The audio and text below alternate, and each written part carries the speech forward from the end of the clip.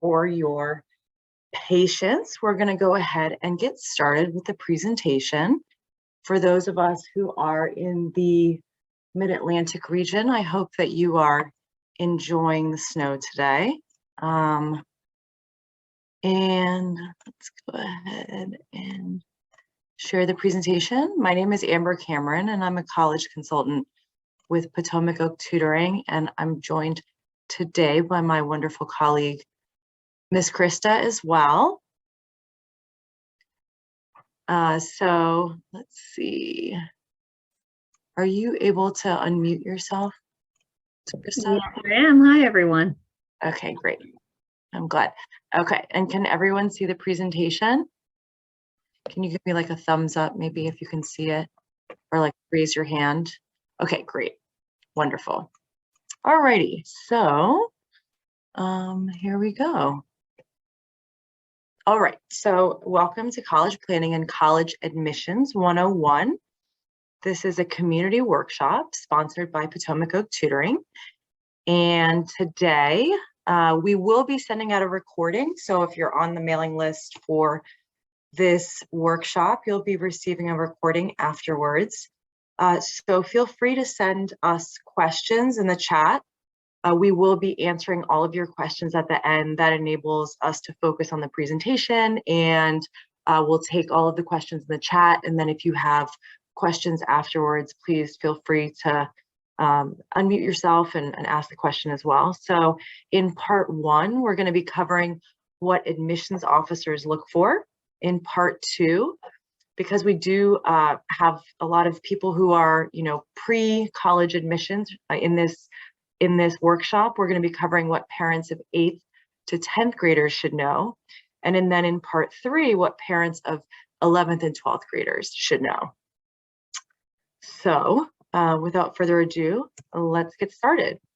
So here is my background. It's going to be me and Miss Krista, and we are college admissions consultants for Potomac Oak Tutoring. I'm going to tell you a little bit about my background and then turn it over to Miss Krista to tell us about herself. So my name is Amber, Miss Amber, and I attended Swarthmore College, a liberal arts college right outside of Philadelphia. And then I went to the London School of Economics, where I studied organizational and social psychology. At the undergrad level, I studied psychology and math.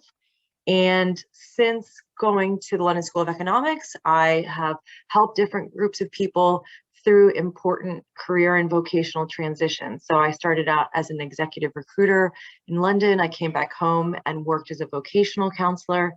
And then, over the past number of years, I've been working here at Potomac Oak Tutoring as a college consultant, helping high school students to navigate the transition from high school into college. So I'm going to turn it over to Miss Krista. Hi, everyone. I'm Miss Krista, as Amber said. I went to my undergrad at Northeastern University in Boston, where I majored in English and linguistics. And I very much wanted to be an English teacher. So I was actually an AP Lit teacher and a guidance counselor for nearly 8 years in Boston public and charter schools. And then I was working with students so much on their college essays that I ended up moving into admissions at MIT for a few years and loved that so much that I went to Harvard's Graduate School of Education to get a degree in college counseling and college admissions. And my placement during that time was back in high schools. So I ended up as a director of college guidance in Boston and in New York, where I'm originally from, for another 8 years. So I've been in the field for a really long time. And I'm excited to be with Potomac Oak because I get to focus on exactly what I love, which is working one-on-one with students. So I'm excited to be here. I'm going to toss it back to Amber. Thank you, Ms. Krista. So between the two of us, we have over 15 years of combined experience working with students on college planning and college admissions.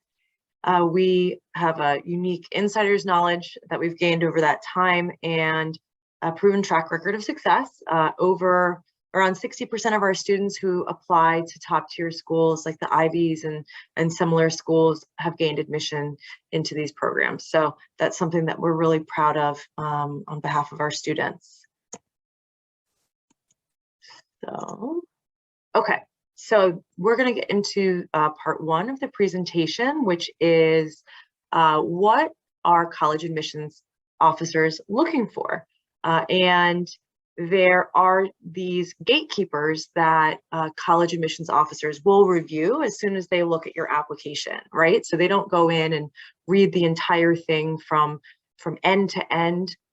They look at some important data points first that will inform them whether or not they want to take the next step, pass it on to the next person, and look deeper into the application.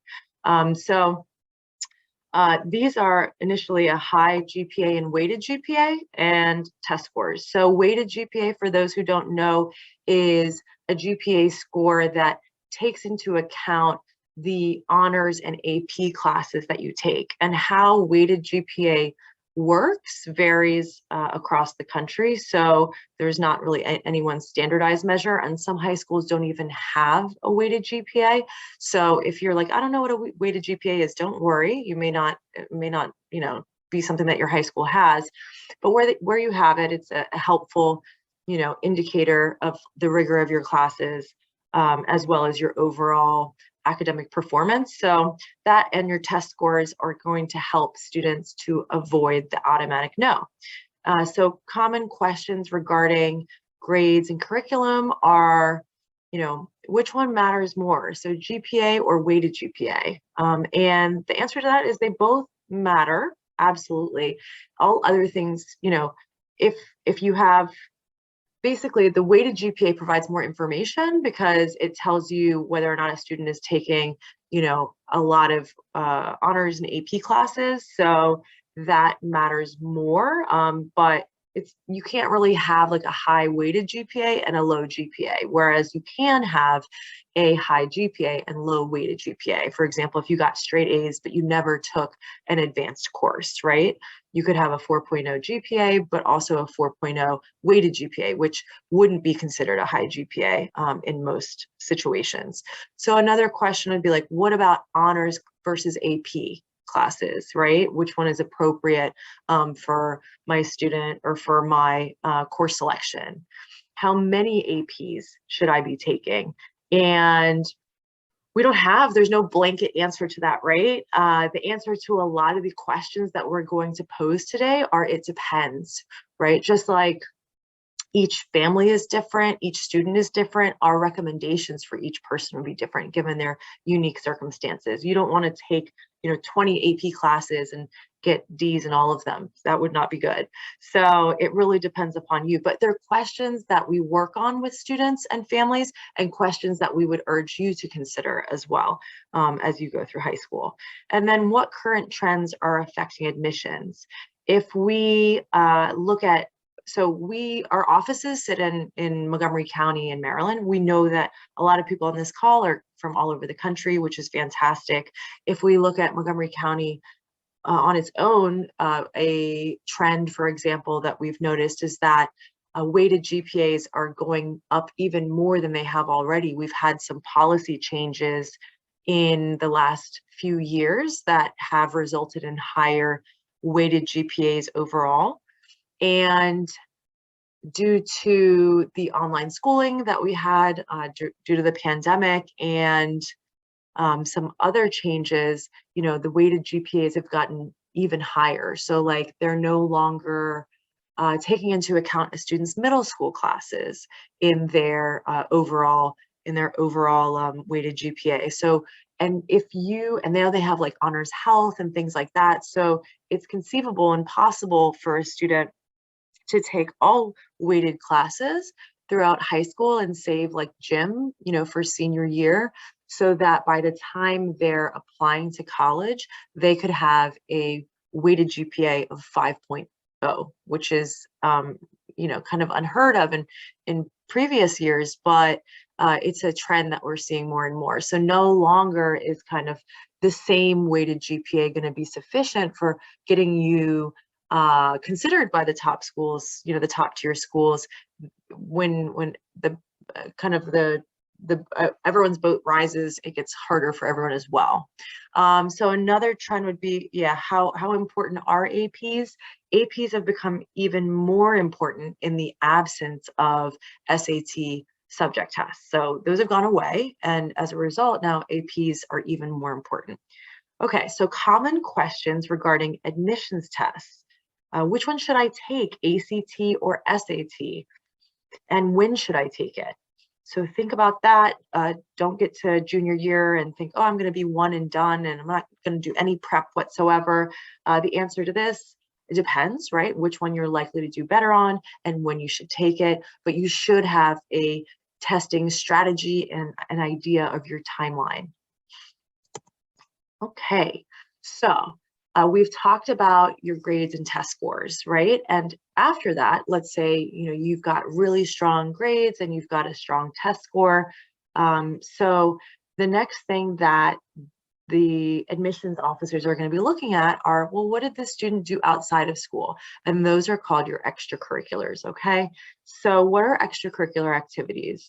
Those include things like school clubs, outside organizations, maybe like your church or something like that, internships that a student undertakes, work experience, and volunteer service. So when we're talking about extracurriculars, not all activities are created equal, right? So we want you to think about things like key aspects like leadership, longevity, depth of involvement, and passion. So what do we mean when we say leadership? Well, are you, being proactive? Are you getting more involved? Are you mentoring people? Are you taking on more responsibility? Are you spearheading new initiatives? So are you, kind of gradually in your process of involvement with a particular activity, taking on this leadership, which tells the college and the admissions that you're going to be a leader on campus and beyond as well. Longevity. So please don't start all of your activities in 11th grade because it looks kind of suspicious, like you're just doing it for college admissions, right? So they like to see sustained, consistent involvement. That doesn't mean because you started doing jujitsu in 5th grade that you have to keep doing it till 12th grade if you absolutely hate it. But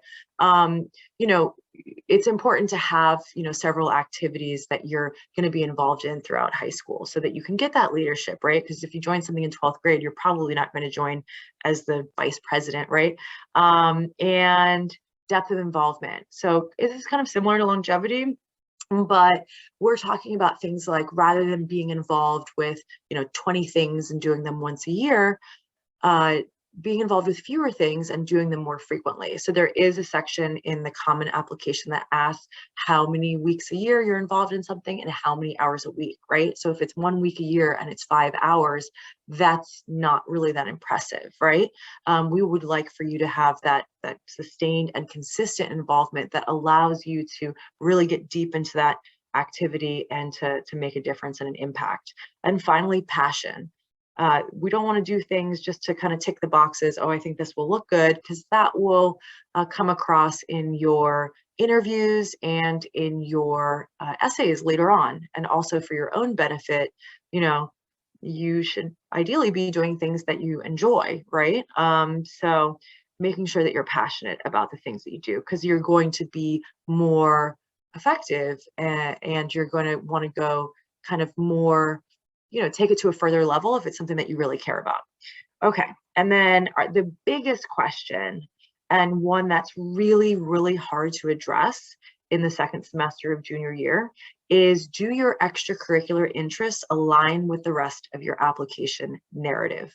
So meaning, if you would like to study, let's say, aerospace engineering, right? And all you've done in the prior 3 years of high school is, play in the band and do rowing and volunteer at the hospital, it's going to be very hard to tailor those experiences towards your interest in aerospace engineering, okay?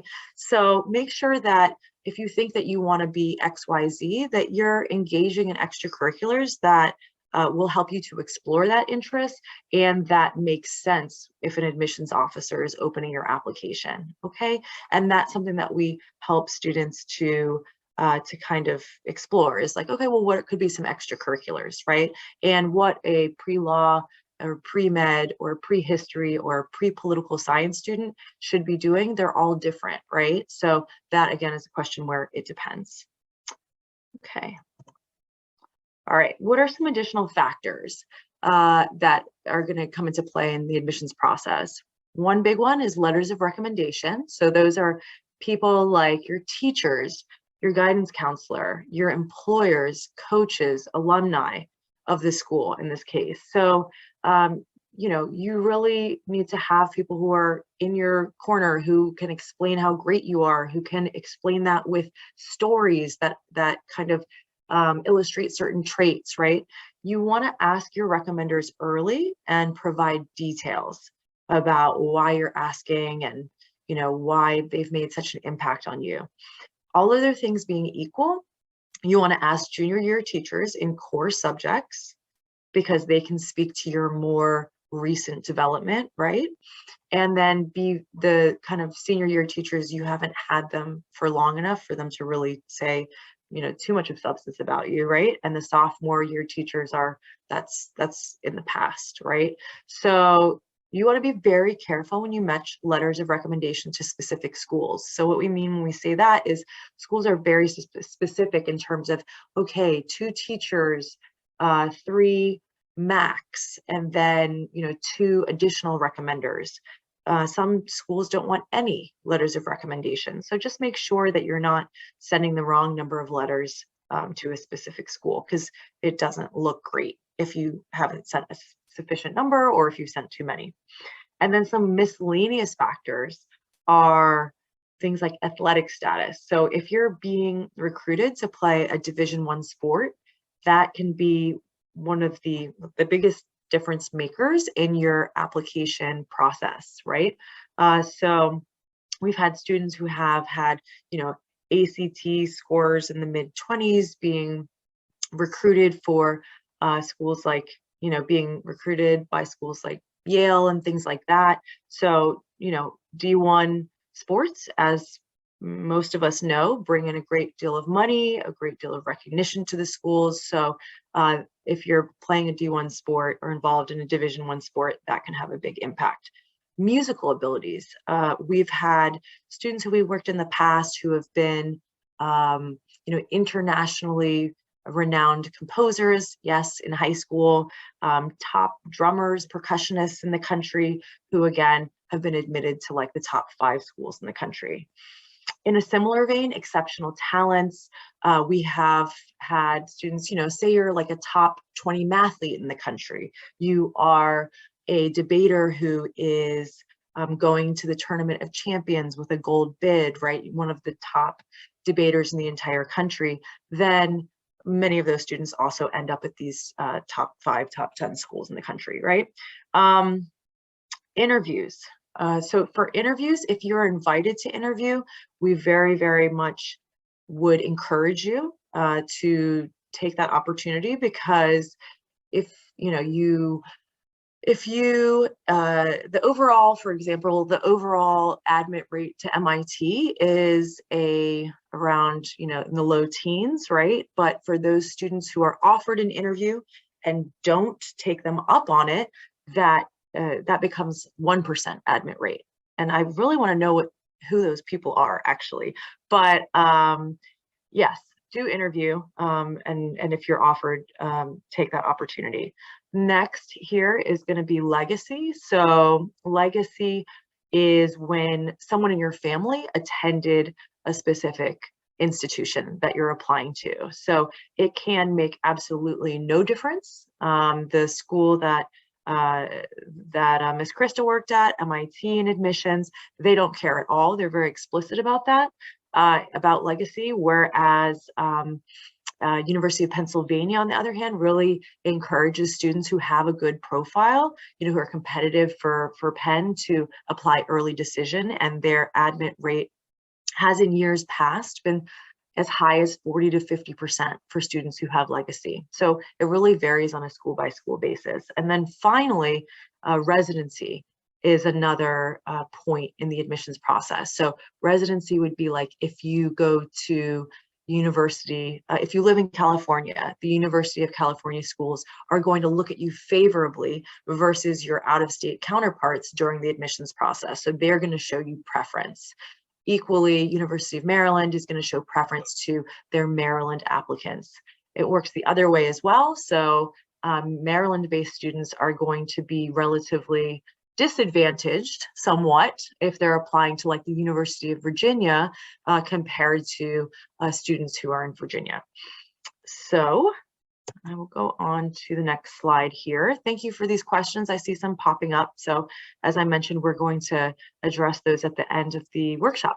Okay, so here are some of our takeaways from the last cycle and the one before that.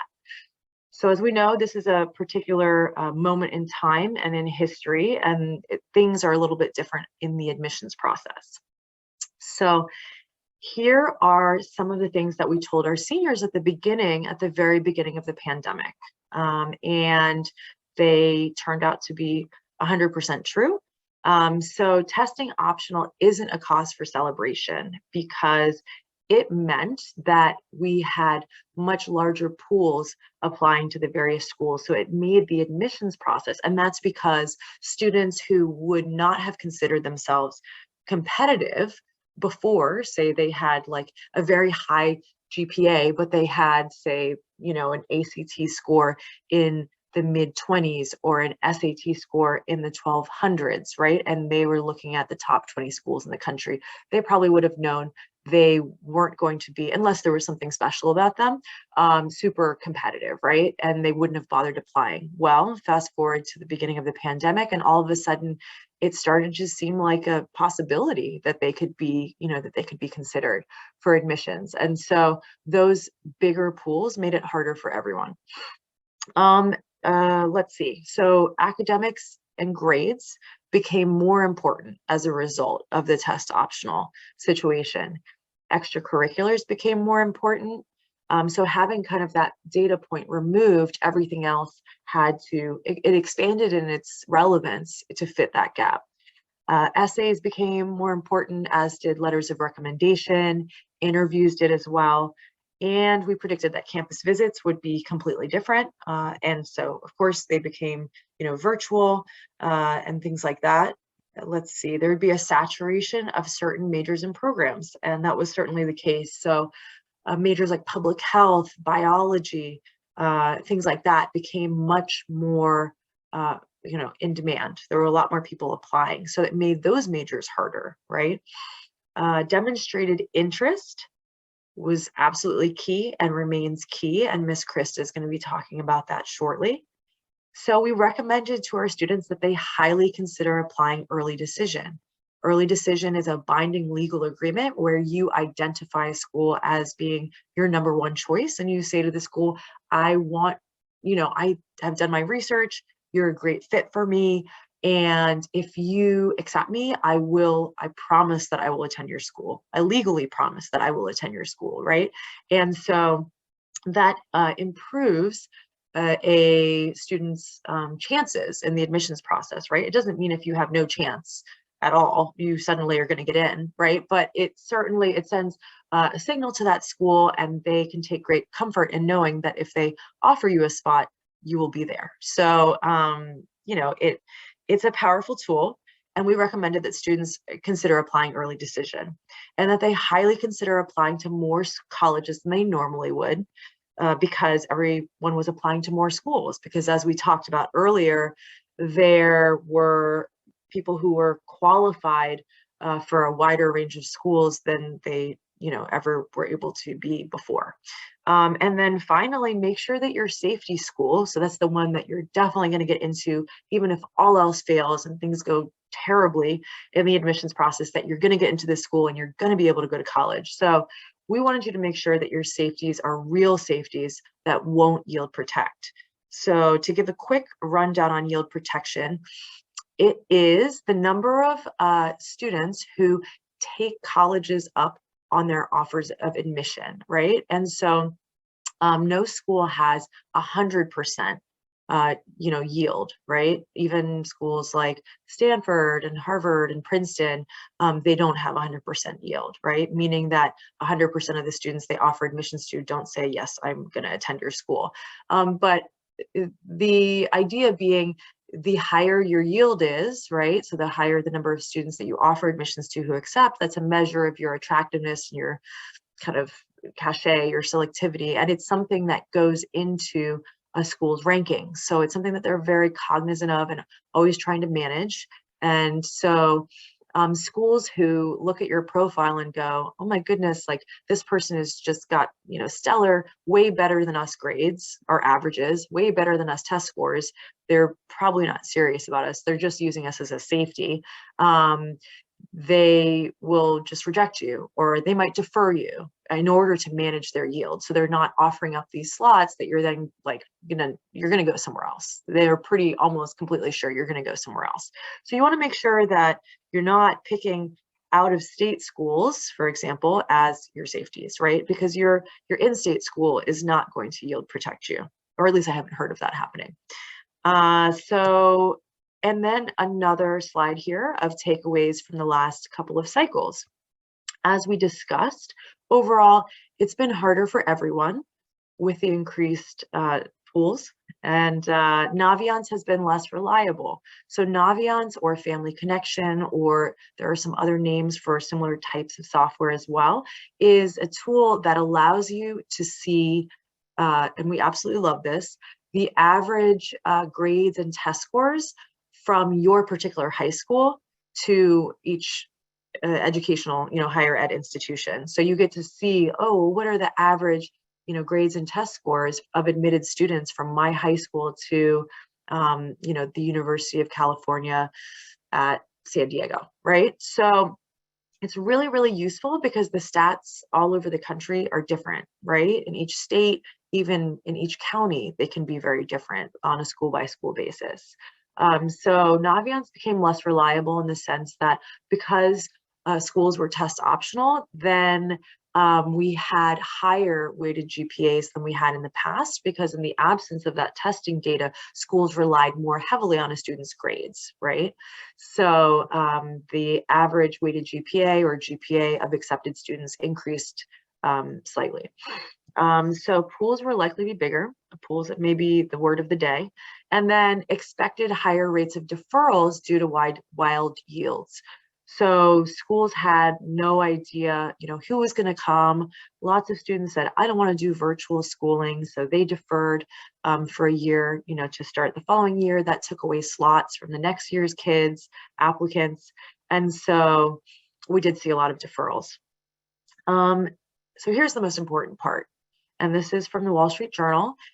Early decision applications rose by 22% at Brown, 23% at Penn, 29% at Dartmouth, and almost a whopping 50% at Columbia.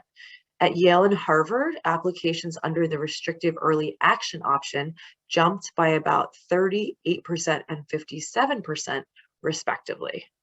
So as you can see, the early application, the more restricted application options jumped quite a bit. And so it did get harder for everyone.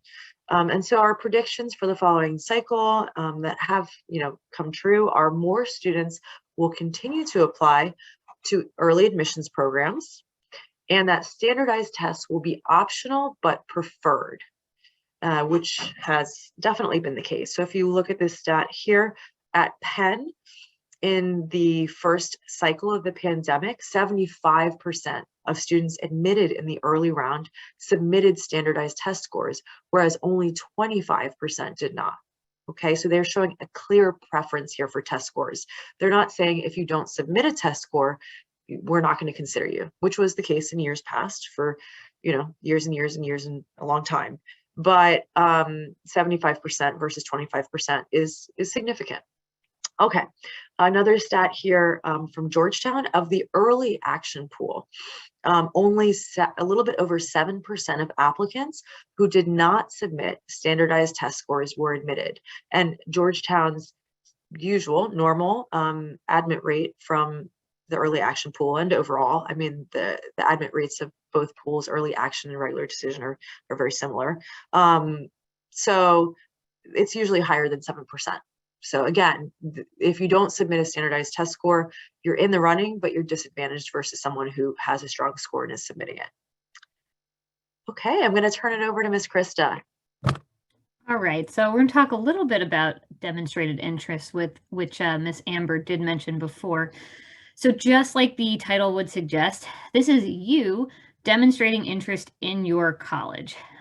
This is something that has shifted a little bit post-pandemic.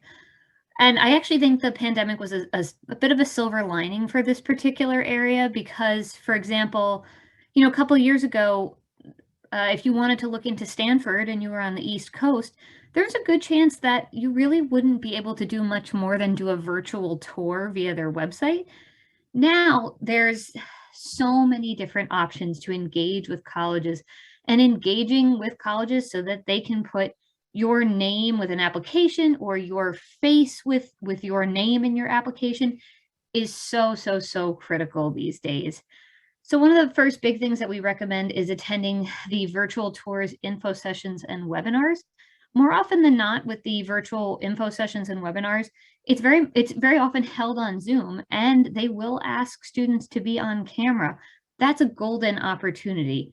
And they'll also put questions out there at the end, and that type of engagement where you can write into the chat or you can ask the admissions rep a question is also invaluable as we go into this process.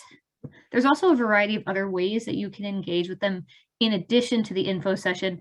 If I could say that was mandatory, I basically would at this point, but the other things that you can do, so you could be signing up for the college's newsletter. It will inundate your inbox a little bit, but like I said, if you get into a practice of checking your email every day, at least for 10 minutes, that'll help with that, so I wouldn't worry too much.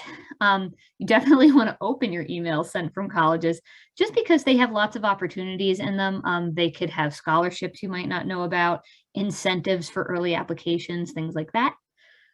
Visiting their websites frequently and their social media. I would start, liking their Facebook pages, their Instagram profiles. Some of them even have TikTok nowadays. They're kind of everywhere. But what they'll do is on their social media, they'll post questions. They'll be like, hey, incoming class of 2026 or wherever we're at right now, they'll say, what are you most looking forward to in the application process? And when you engage, they will take notice. Please don't think that anything that you do is in vain. The other more traditional ways to engage with colleges are when admissions officers will come to your high school.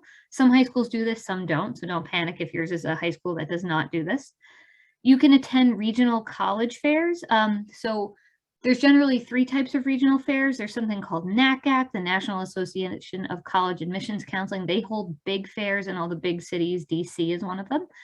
There are regional get-togethers, so like University of Maryland and other like Maryland, Virginia schools will have college fairs, and then sometimes like tech schools will have fairs together.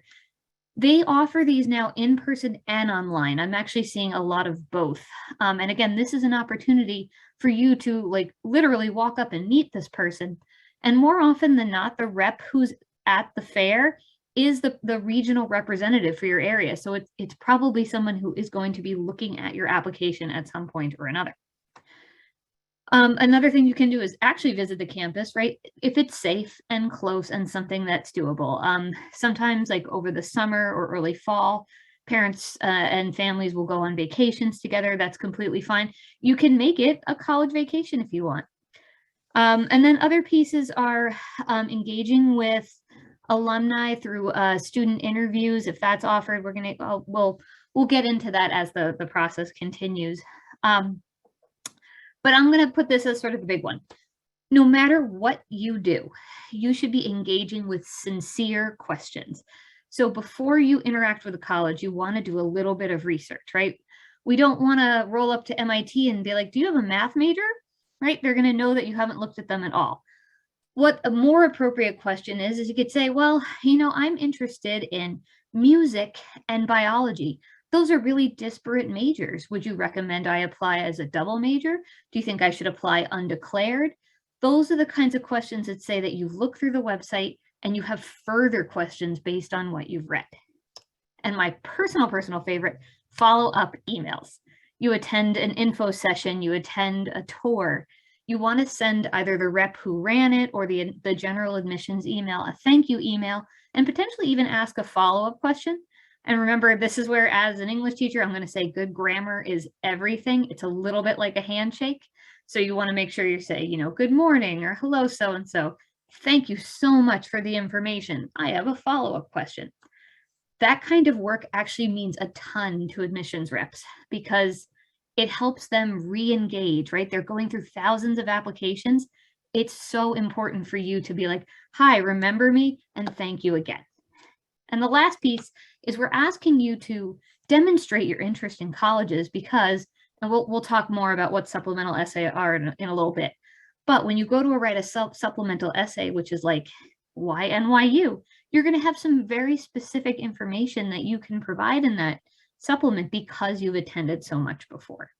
All right, we're going to move on to the next slide, if you please, Amber. All right, I'm going to throw it back to Miss Amber for this one, and then I'll be back in a moment. Okay, so for 8th to 10th grade planning, that's what we call college planning. So that's the kind of run up to the college application process. We would like for, whether or not you work with us, for you to be thinking about these questions. And these are questions that we work with our students on.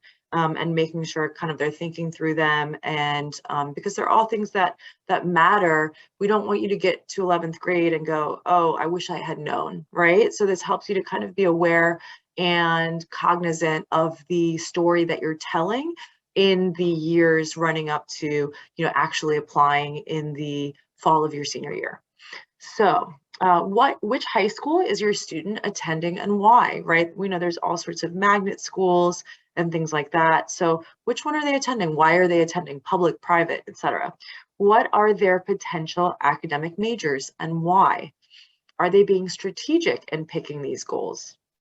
Are you tracking your students' trajectory via Naviance or Family Connection or whatever the software is called, which hopefully you have. Not everyone does, but it's super, super useful if you do. And they have accounts given to them in 9th grade, so they can start looking up, oh, I'm really interested in going to Bryn Mawr. What are the average stats from my high school to Bryn Mawr College? So do their goals match their status? So this is about what we talked about before. Are they doing things that are relevant to their goals? Does their curriculum match? So they should be taking classes that are relevant to their narrative, to their academic interests. If not, what can be done to alleviate their academic profile? Do they have a test prep timeline? And that means, kind of a strategy and not going into 11th grade, thinking you're going to be one and done in April of your junior year, right? Because most students do need to take the test more than once to hit that score that they are looking for. So do these interests reflect what they're doing outside of school? Is your student taking advantage of summer breaks? Are they prioritizing properly, right? So are they doing something for,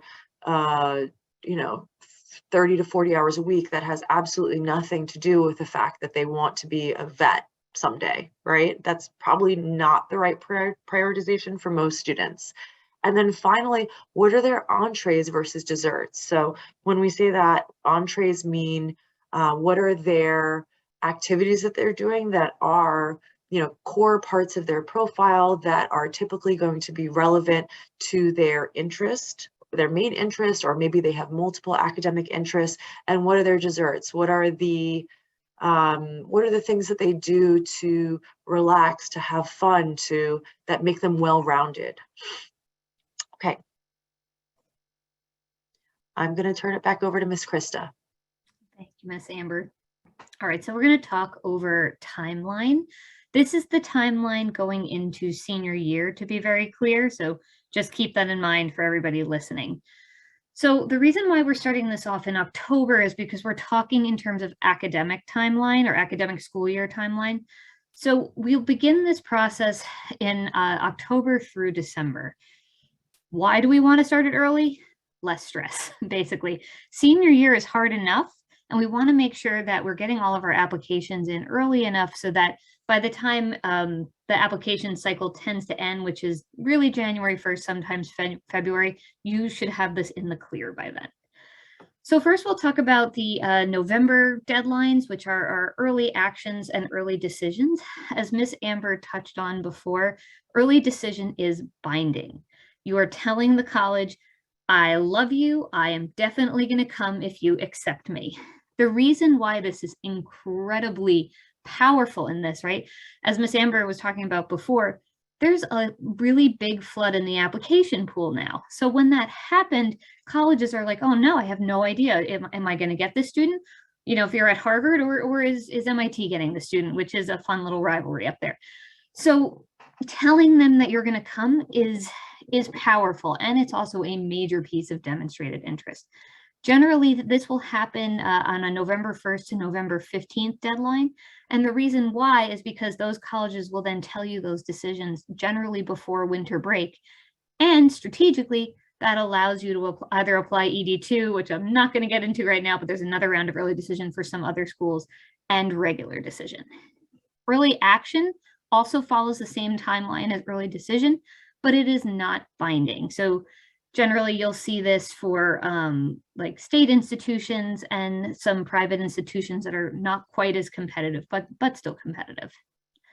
Then moving along, we'll have regular decision. This is the January to February group. So again, this is the traditional deadline, I would say. Generally now, in the past few years, I'm seeing anywhere between January 1st and January 10th. And again, this is a non-binding agreement.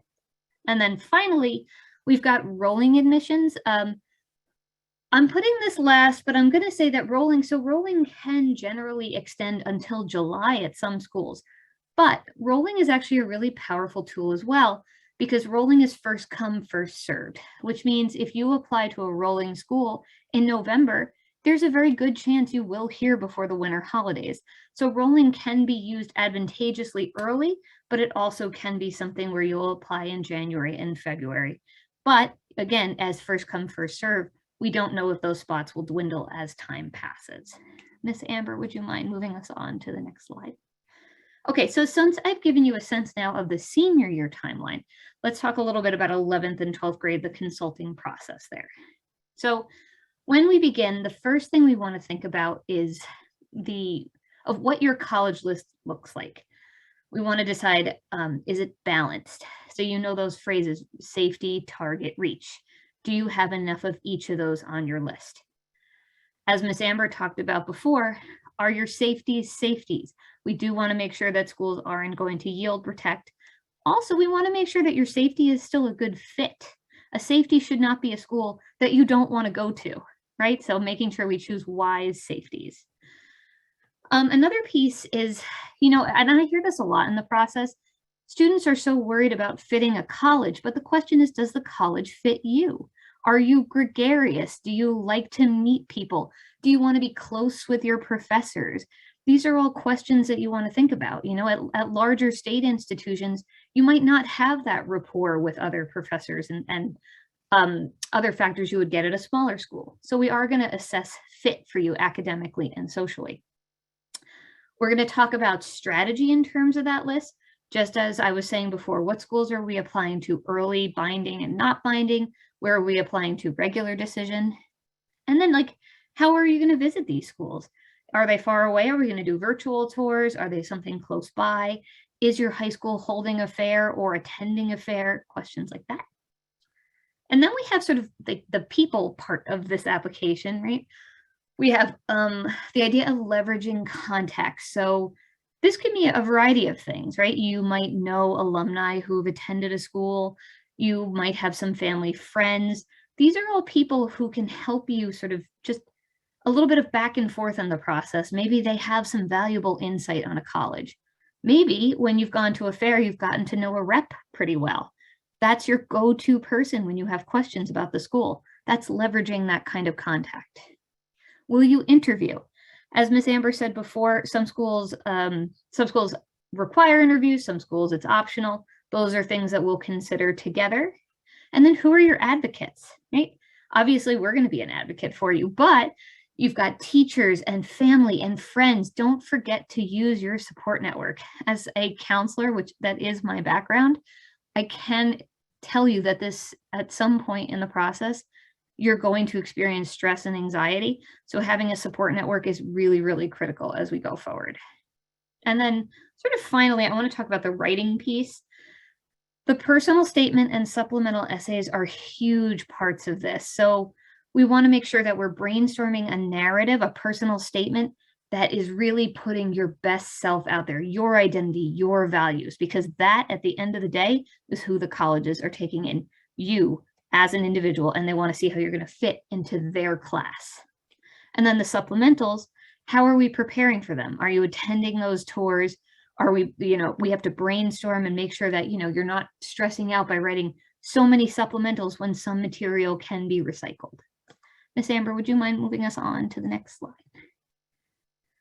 So let's talk strategy a little bit more. So I'm sure you've probably heard the phrase safety, target, reach. So generally, at a minimum, we want to apply to about 6, to safety, to target, to reach. Ideally, 9 or more schools, generally we'll say something like 9 to 12. And part of what we do is figuring out what profile is yours, right? People have different goals, different considerations, different profiles entirely. So our goal is to bring out you, right? Because sometimes in this process, I will find that students become unaccountably humble. This is not the time to be humble. This is the time to talk about all the awesome stuff you have done. And then we're there to just help you highlight that a little bit.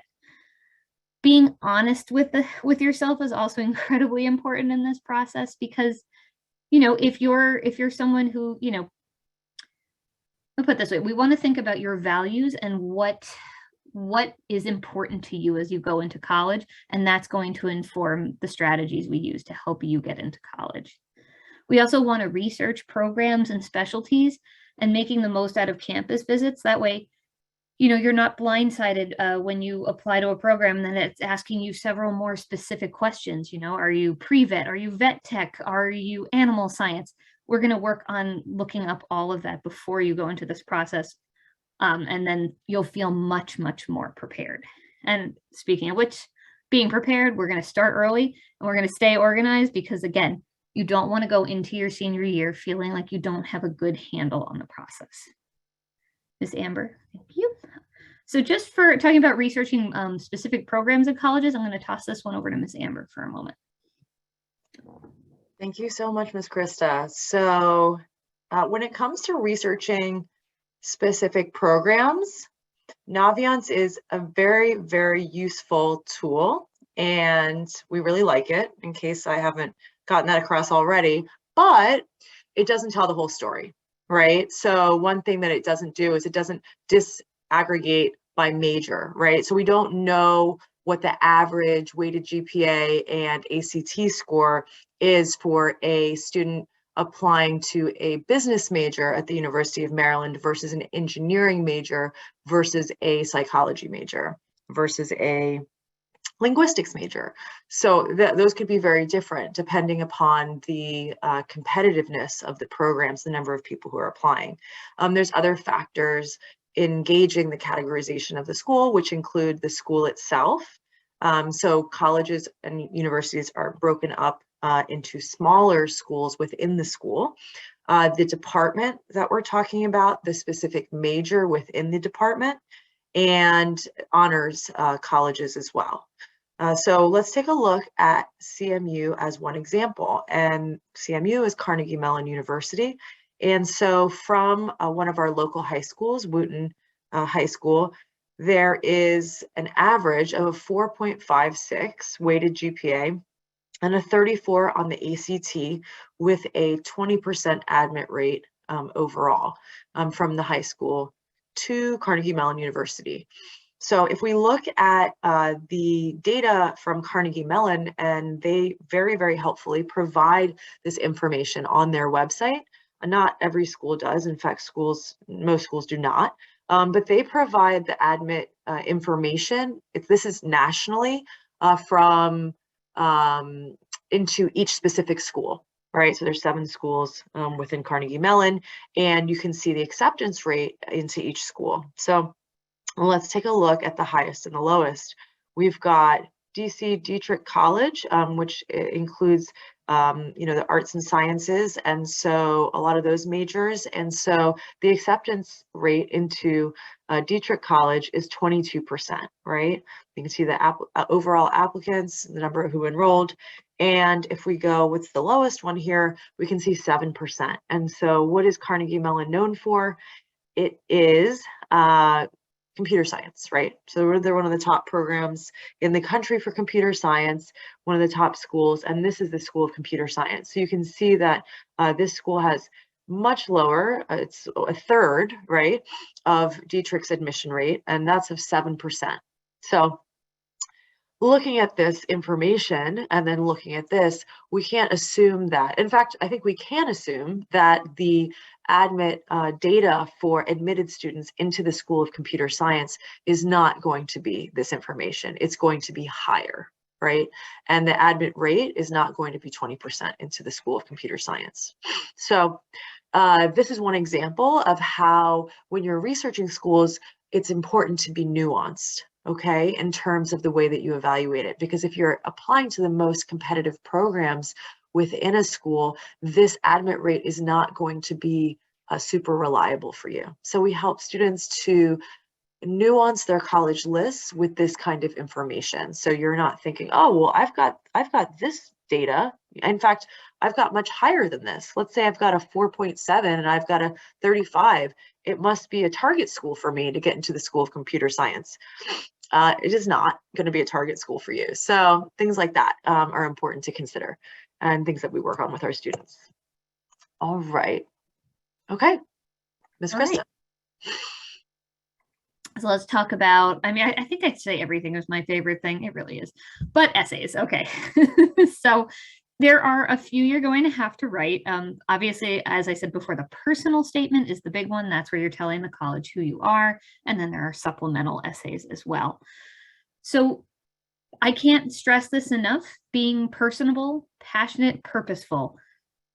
College is about values, right? They want to know like who are we getting? What do they believe in? What kind of student are they?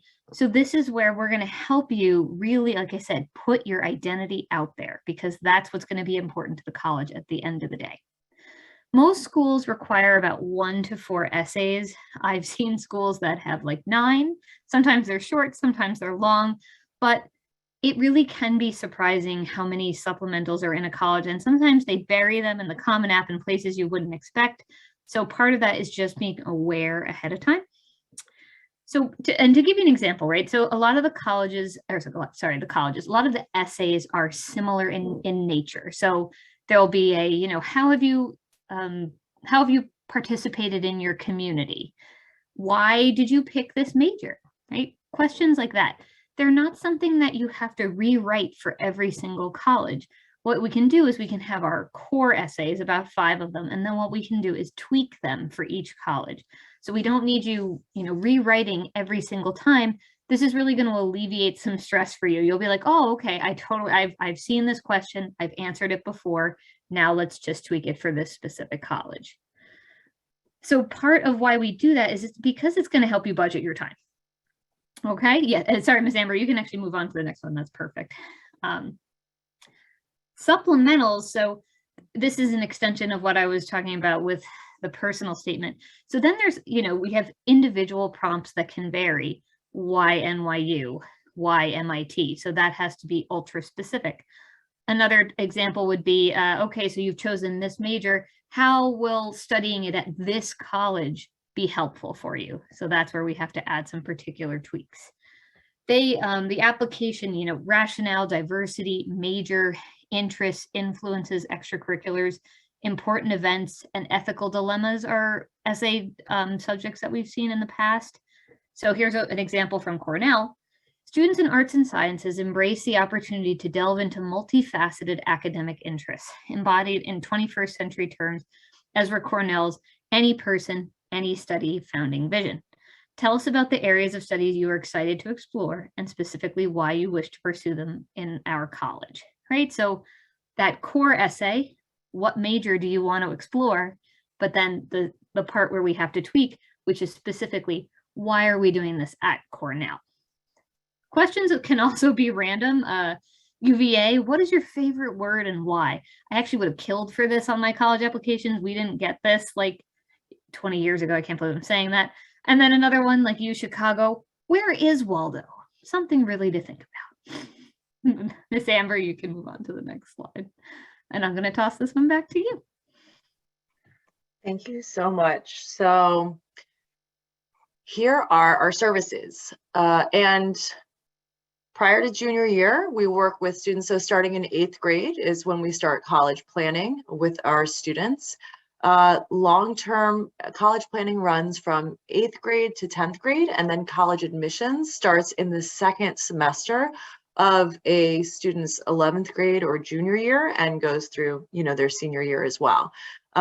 So we do start working with our juniors in January of their junior year, as early as January if they sign up prior to then. And that's what Ms. Krista means when she says like start early. Please don't start in September of your senior year writing essays and things like that, because it's going to be a scramble and you're probably not going to be able to apply to all the schools that you want to, or if you do, your essays might not be very good and they might not reflect the student that you are and person that you are. So starting early means for us starting in January of a student's junior year or whenever the student signs up. But prior to junior year, we work on long-term planning. So that includes test prep strategy, meaning that timeline running up to taking mock tests, seeing where you're testing. Do you need to do any kind of foundational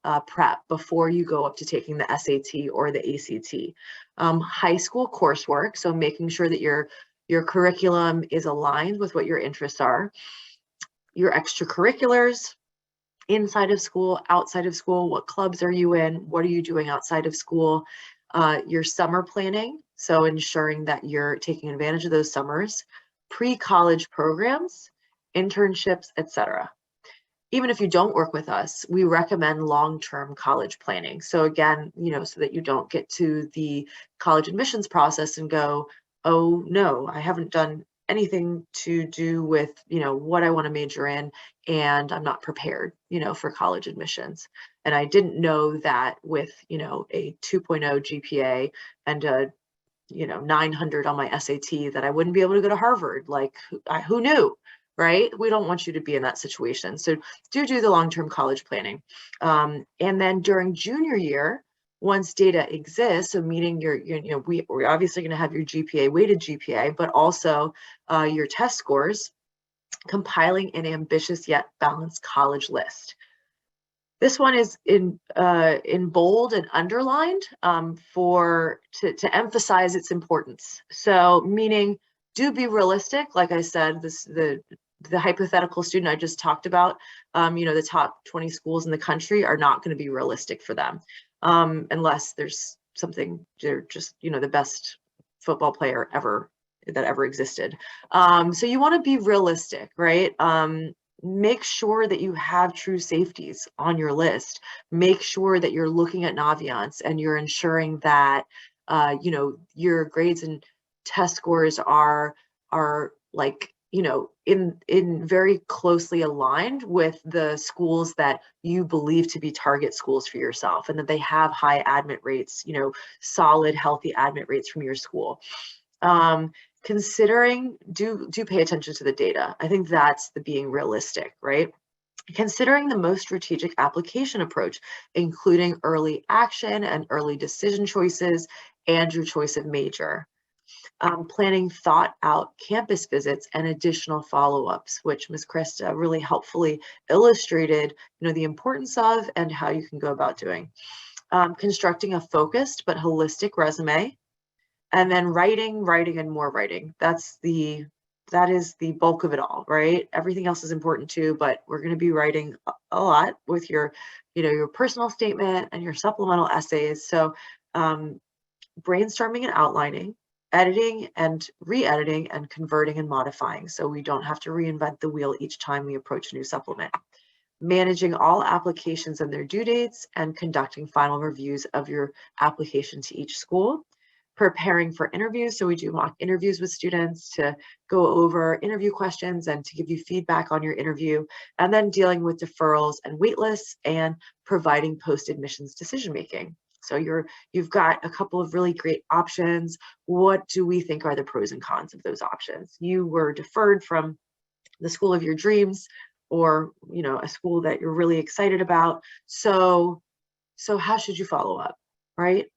And here is our parting advice. Do maintain a good GPA and weighted GPA. That is the most important piece of the puzzle, right? Nothing can happen without it. It's literally your track record of your 3.5 years of high school. And it is the biggest predictor of college performance. So if you think you can get a middling GPA and get a great test score, and that it's going to make you're going to have a fighting shot at some top 30 schools in the country, it's very unlikely, unless you have unique circumstances. So the GPA and weighted GPA is really, really important. Try to complete SAT and ACT testing by the end of junior year. That will allow you to focus in the summer on your essays rather than studying for a test.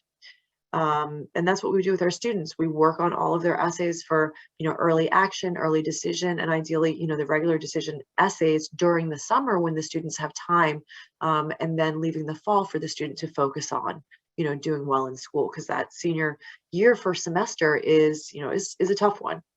All right, so build your resume. Make sure you appear as holistic and well-rounded, but focused. Okay, so you don't want to be 100% computer science, because then you could come across like a robot. All you do is write code all day long. Doesn't sound like a super fun person, to me at least, right? And so you want to have some desserts. Remember we talked about the desserts earlier? Have a dessert or two. Be on the school newspaper, whatever the case might be. So, but you want to be focused. We don't also want students who are the kind of the jack of all trades, master of none. That doesn't lend itself to presenting well in the admissions process, because they just have no idea what you're interested in, and you don't have a strong narrative for a particular major.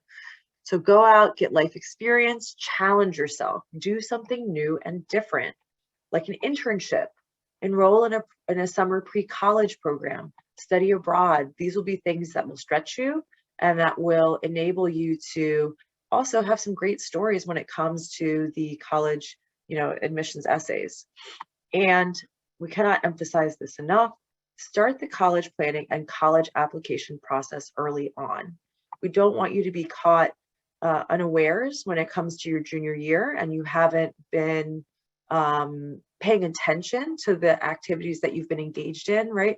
So if you're just doing music and sports, unless you're going to be doing music or sports in college, at a really high level, you're probably not preparing well.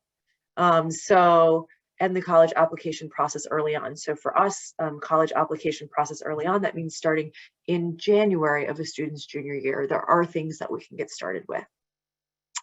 Okay. So what we're going to do is we're now going to take questions. Thank you so much for asking these questions. We're going to go through all the questions in the chat and answer them. And